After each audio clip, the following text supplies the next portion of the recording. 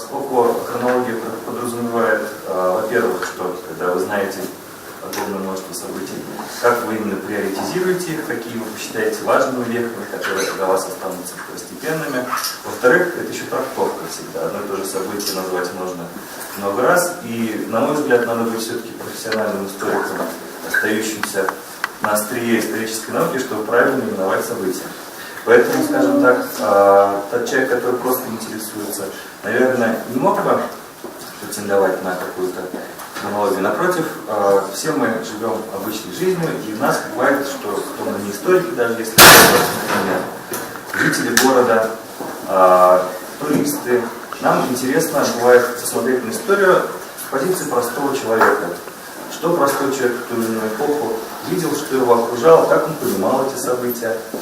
Вот. И, в общем-то, мне приятно осознавать, что любители истории в Казани, они, может быть, в какой-то степени делают что-то, что, наверное, в сферу профессионального интереса может быть не так интересно профессиональным историкам, но дополняют и делают общедоступными те вещи, которые могут заинтересовать других таких же любителей истории, кто не знает, не имеет доступа к каким-то семейным архивам, к каким-то старинным картам и хочет просто выйти в интернет, набрав поисковый запрос, что-то узнать. И при этом желательно не попавшись в какие-то идеологические, может быть, там, ловушки, а в каких-то вопросах, в которых, в общем-то, все прозрачно, надо только увидеть источник. И вот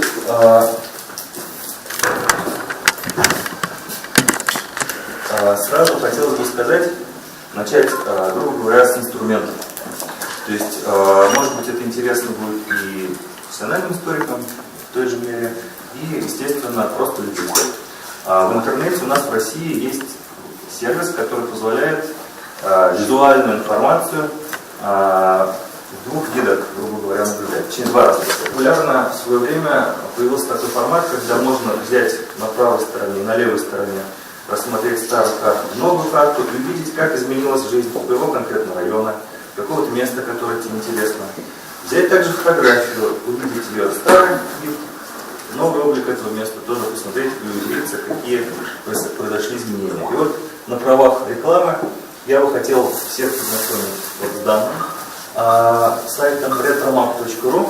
То есть изначально он вырос из сайта, который был ориентирован на Москву, поскольку в Москве исторически было очень много сделано картографии старинной, в том числе даже иностранные, и энтузиасты, изначально московские, они привязали эти карты к современной Google карте. То есть вы можете одним кликом мыши на вашем мониторе видеть старинное название улицы. То есть, если для каких-то целей вам нужно, допустим, вы занимаетесь какой-то важной проблемой и не хочется за деталями лезть глубоко в архив. То есть вам нужно знать, как называлась, например, улица Сары Садыковой в 26 году. То, соответственно, поскольку на память не все могут надеяться, очень удобно, что есть возможность открыть, соответственно, такой сервис, открыть улицу Садыковой, допустим, на современной карте и переключиться в 26 год и увидеть, как она называлась тогда.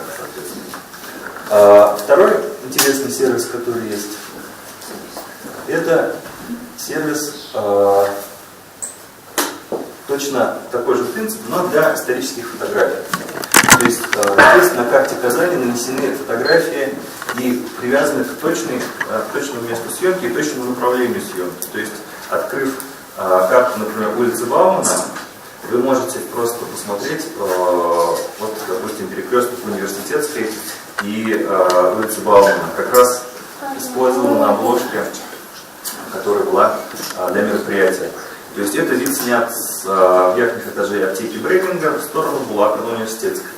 То есть, если вы интересует вас определенный район и определенная дата, или точнее область даты, вы можете на шкале судить определенное время, выбрать определенный район и рассмотреть, какие фотосвидетельства вообще были. И многие вещи, просто секундочку, да? Вот если вы судите до 17 года улицам Казани и 17 года, на самом деле материала намного больше в архивах, да, и наверное, вряд ли оно может представить какой-то интерес, скажем так, фильмное приложение, скажем, открыть и поинтересоваться, как выглядела вот гостиница, в которой они остановились лет 100 назад. Всего для Казани сейчас доступно около 4-5 тысяч фотографий. Вот. Хочу сразу отметить, что идет работа так называемый краудсорсинг. Вот все вы, наверное, знаете, что это Википедия, когда добровольцы пишут статьи, в спорах рождается истина, и все-таки в итоге получается, несмотря на то, что этим занимаются энтузиасты, довольно взвешенное и правдивое мнение, когда этим занимается много людей, вот по такому же принципу возникают загрузки на вот этом сайте. Вот есть сообщество в Фейсбуке, где, скажем так, и историки, и просто аксакалы нашего города, и люди, которые занимались, изучали историю и просто интересовались ей, может быть, за 20, за 30 лет до нас, выкладывают, делятся своими соображениями и определяют места съемки. Потом они попадают на эту карту. Соответственно, на предыдущем слайде я показывал привязки географических карт. Там, конечно, не так все просто. Надо убедить администрацию и доказать, что карта должна быть представлена. Вот. Ну и если мы пройдемся по материалам, которые вот таким образом были извлечены и на них узнали, давайте посмотрим, какие интересные просто факты окружали Казань в 2017 году. Надо запинание сказать. Как это изменило Казань? Ну, фактически образовался огромный залив, это Казанка наша. Если мы посмотрим на еще один интересный момент, почему, говорят, старое русло Казанки, куда же она текла? А вот Казанка не текла через Кировскую дамбу, вот она текла в обход Адмиралтейской слободы. Кстати, вот как раз многие спрашивают, Адмиралтейская слобода является заречьем или нет? Вот если она же, мы смотрим с центра города, вот же она за рекой, но получается, если смотрим на старой карте, то заречье это только вот эта часть. Даже центр можно назвать, да? Ну, по сути, да. То есть Адмиралтейская слобода, она была вместе с основной частью города на одной стороне. Илья, может, тебе удобнее с этой стороны показывать и рассказывать? Да, мне нужно. Как-то ты прямо... Встану. Вот. И, соответственно, изменился наш город по размеру. Вот приведены две карты. То есть и мы видим, что в 2017 году в Казани, собственно, считалась небольшая часть, которая, с одной стороны, практически полностью покрывает Архиповский район, и небольшое количество слов Адмиралтейская, Ягодная, Пороховая, вот в этой части. То есть Кировский, да, район? Кировский район, да. Получается, что то, что сейчас мы считаем Казанью, например, вот у нас Казань доходит уже сейчас практически до заповедника Равильского вот в этой части. Это все было во много раз, естественно, по тем временам, это были даже, наверное, не пригородные деревни, а просто какие-то, ну, приближенные к городу, которые нельзя... Чебоксар. Но вот Чебоксар это, кстати, известное место. Тут были люди, которые научились делать прекрасные кованые балконы, которые украшали центр города, где-то еще до сих пор украшают. То есть, соответственно, всего было известно и своей близости к городу все-таки оно пользовалось. Но если мы посмотрим, Вот как раз около Чебоксы, кто не знает, там есть Чебоксо и Гулянкино. И там еще есть усадьба дворяна Одинцовых, тоже интересный объект. кому чудила Чехия, взяли Казань. То есть что это? Красными и белыми, например. Он, во-первых, вначале был не очень даже, скажем так, четкое понимание, где он находится. Там, например, были вылазки на станцию Займище со стороны белых, которые расстреляли демонстрацию на станции. И когда уже фронт образовался в каком-то виде, получается, что фронт существовал только в некоторых местах. Вот в Советском районе действительно, уже в черте города, в районе Азина-Вилянкина он здесь проходил, потому что Азин был по железной дороге вот в эту сторону. И, соответственно, по железной дороге в эту сторону у нас располагался фронт, собственно, с той стороны, где Юдин был и погиб, соответственно. Это довольно интересный факт, что Казань зажата между двумя латышами, между Юдином и Азином. Вот, соответственно, и с тех пор наша топонимика помнит много интересных событий. Причем Юдин, по-моему, был первый поселок, который вообще в России переименовали в честь, ну, по некоторым данным, в честь героя вот этих событий. Все остальное уже было позже. То есть, получается, переименовали станцию Красная Горка и, соответственно, поселок. То есть получается, что фронты в этой части тоже были фактически, ну, почти в черте города. А на северной части, например, фронт даже не образовался. И вот есть очень интересная теория, то есть выдвигал Курносов, что авантюристы, которые находились в городе, пользовались этим и вывозили, например, награбленное через вот эту вот часть, пытаясь спрятать где-то там в северных районах. Скажите, а вот нынешние казанские дербышки эту роль играли? Дербышки, вообще говоря, те дербышки-то, которые в современный поселок, они тогда еще не существовали, а были деревни. Было 200 тысяч жителей, это получается где-то в 6 раз меньше. Площадь была был заметный спад, может быть, за историю Казани такой резкий спад был всего несколько раз. 140 тысяч, да. 140. Вот 400 еще пока не достигли. И, естественно, что важно была логистика. Тогда Казань все-таки до железной дороги была еще тупиком, в большей части сторон подъехать было нельзя. Как мы посмотрим. Вот, кстати, таким образом выглядело строительство железа, которое мы считаем более новым вокзалом, который у нас называется Казань-2, Восстание, потому что ту часть построили в итоге позже, а эту часть закончили только в 1927 году. Но, соответственно, мосты, сооружение мостов на улице Сухаревской, на улице Оренбургской тракт, они очень древние по сравнению с 1927 годом, на целых 10 лет старше. И, соответственно, форму ощущаем.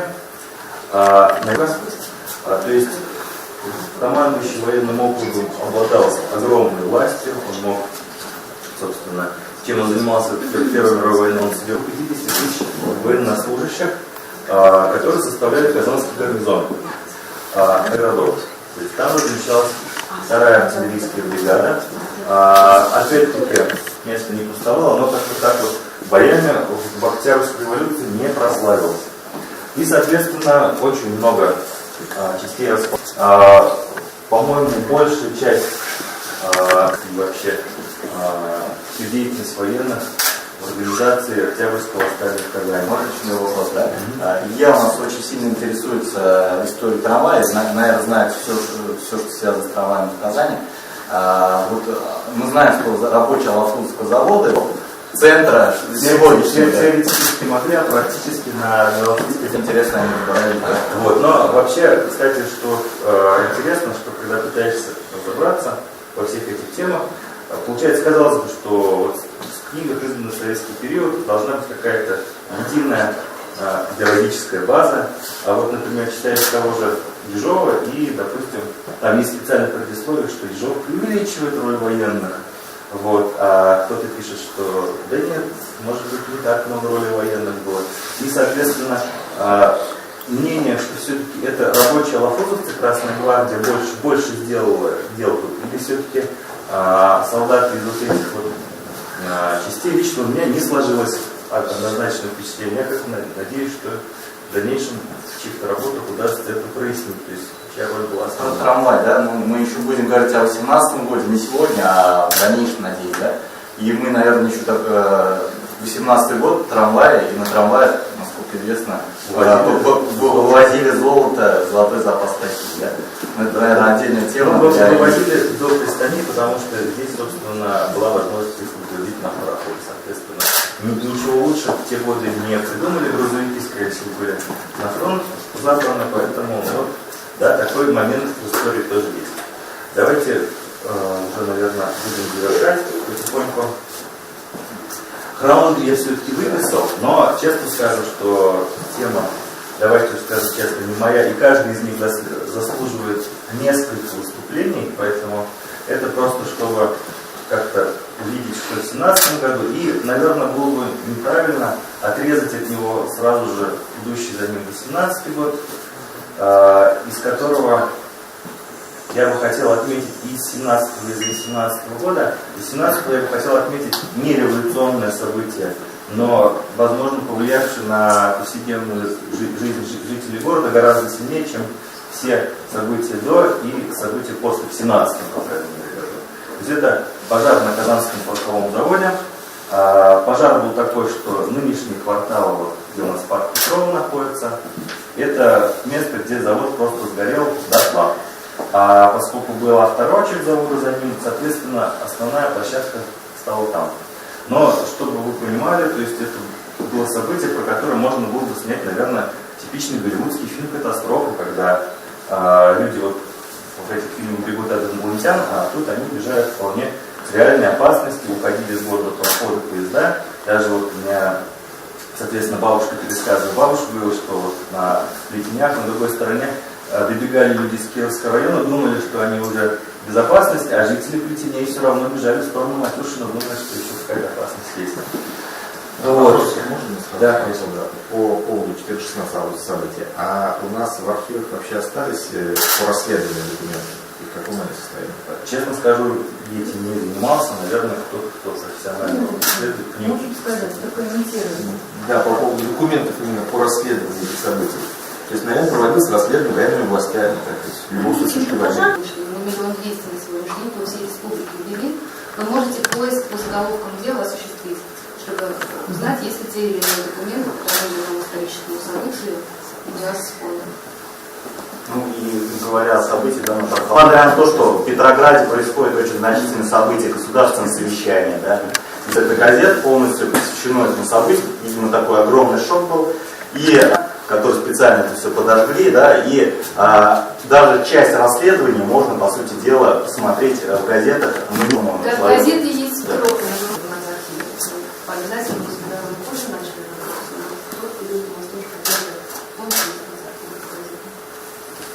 Вот, соответственно, если явно существеннее, чем бои вот где-то пересидеть в подвале, спрятаться. И, соответственно, следующее событие, которое я не знаю, как правильно атрибуть взятия города Жьон и обратно взятие Красной Армии, было восстание рабочих Заречья. Вот в память об этом топонимика Парк Петрова. То есть Петров один из руководителей восстания, который закончил давить неудачей. То есть, соответственно, вот это событие, наверное, было последним сильным потрясением, вот именно с угрозой для жизни. Ну а дальше, в основном, на жизнь города влияла уже скорее экономика, собственно, какие-то вооруженные действия и так далее. Поэтому здесь я уже, как вам говорю, не продолжаю. Ну, то есть, что считать в конечном счете окончанием революции, наверное, тоже вопрос к историкам, не к тем, кто просто интересуется этим. Ну вот на эти, так скажем, на нитку вот эти события сейчас постепенно будем с вами нанизывать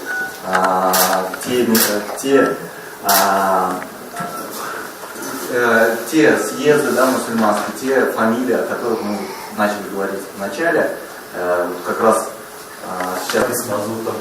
Это очень, скажем так, интересно. Вот эта фотография, судя по всему, уже тогда существовали какие-то фотографы типа стримеров, которые приезжали с плохой фототехникой, прорывались в самое опасное место, но чтобы потом как-то продать свой материал. Качество получилось такое, не такое, как Брейнинг снимал на фотопластину, но зато вот он донес эту информацию, скажем, об вот этом пожаре. Вот он где-то совсем близко, еще горение не закончилось. То есть точное место тоже не смогли установить. Но, скорее всего, это район улиц 1 мая и Факулина, вот на этом углу. То есть, соответственно, у него началась серия, он снимал от Кремля и потом все приближался. Вот событие, соответственно, вроде как атрибутировано, что февральская революция на площади 1 мая связана с ней. Тоже дело в том, что люди, которые находят эти фотографии в интернете, они часто находят их без какого-либо описания и по каким-то, допустим, фактам, что вот здесь вот вроде как висит триколор еще имперский, то есть, ну, вряд ли, значит, это что-то такое. Извините, а можно вернуться к той фотографии? Мне визуально кажется, что здесь ландшафт совсем другой. Вот. Что случилось? Почему? Какая-то часовня перед этим. Да, Но надо пиарить, значит, надо глазами инженера, очевидно. То есть, что, да, действительно, часовня, она возникла, недолго просуществовала в таком виде, потому что до этого проезд был тоже перекрыт, но был другое сооружение. То есть, ну вот, я вас адресую просто к сайту postview.com, открыть район Кремля и прям изучать, пролистывать, как там по годам все менялось, фотографий. Вот этого района очень много. То есть, это место было прям таким, если сравнивать часто, вот, много лайков, много твитов оттуда было в те времена. Мне кажется, уже тогда висел знак ЮНЕСКО, да? Вот это. Да, знак ЮНЕСКО. И площади Свободы. Опять-таки, глаза смогли разглядеть, что здесь еще триколор висит. То есть это событие, значит, когда здесь не Красная Армия марширует, а либо уже 18-й год приход Камуча, либо, может быть, все еще что-то в 17-м происходит. То есть здесь вот, это у нас, по-моему, старый театр, который стоял на месте, где памятник Ленину, а напротив, наоборот, где сейчас театр, был сад, соответственно, потом, когда этот театр сгорел, поменялись. А справа здание где наш офис, что ли, получается? Вот там ваш офис. То есть мы Второй вариант, нет, как сейчас собрали, мы да, тут справа. в сторону Казани, получается? Да, это сторону Казани. И я опять смотрел, то есть вот там провод шел, то есть тоже трамвай ходил не так, как мы последние 10 лет его помнили, то есть он ходил на Черное озеро с Карла Маркса. Это место около парка Горького. Это вроде как опознали в нем Белочехов. Без знаков различия? То есть перед нами Даже Корсун. знак различий 18 год это... Нет. Перед нами Корсун пошли. Перед нами Мавральская церковь.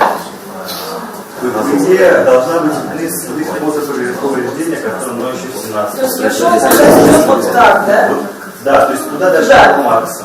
В смысле, сектрак называется? Есть даже вот ссылка, кто завладеет презентацией, потом сможет найти эту фотографию, прям точно не важно. Допустим, что еще дальше у нас? Ставьте, пожалуйста. Вот такая драматическая фотография. Эта фотография есть у нас в музее на площади Султан-Галиева, в конце Казани. То есть здесь да, последствия боев на пристани. То есть это как раз то место, откуда эвакуировались отступающие, видимо, подверглись они какому-то обстрелу, и деревянные постройки загорелись, вот бегает несчастная свинюшка, которая не знает, куда ей одеваться. Вот, соответственно, здесь просто не осталось камня, камня там, скорее всего, не было, там были деревянные постройки. Например, была церковь, которую построили в 900 году, в 18-м она сгорела дотла, она есть всего на 3-4 фотографиях, сейчас известных в сети. Наверняка в архиве тоже есть какие-то, например, сведения о ней, но, как бы, например, желающие как с ней ознакомиться даже не могут представить, где она располагалась, потому что не осталось никакого контекста, который окружал. Смотрим, соответственно, дальше. Это уже Красная Армия входит в Казань. По-моему, это скриншот, современным языком выражаясь, из той кинопленки, которую снял Троцкий.